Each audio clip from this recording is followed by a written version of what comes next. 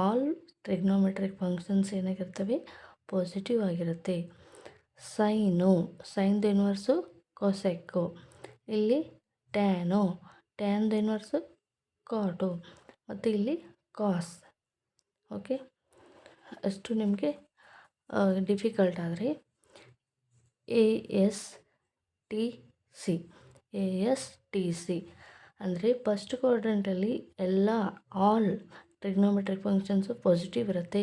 Second ಕ್ವಾಡ್ರಂಟಲ್ಲಿ sign ಮತ್ತು ಕೊಸೆಕ್ಕು ಏನಾಗಿರುತ್ತೆ, positive ಆಗಿರುತ್ತೆ. ಥರ್ಡ್ ಕ್ವಾಡ್ರಂಟಲ್ಲಿ ಟ್ಯಾನು ಮತ್ತು ಕಾಟ್ ಮಾತ್ರ ಏನಾಗಿರುತ್ತೆ, ಪಾಸಿಟಿವ್ ಆಗಿರುತ್ತೆ.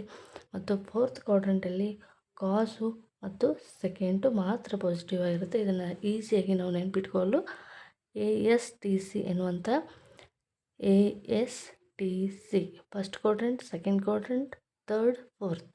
ಓಕೆ, ಈಗ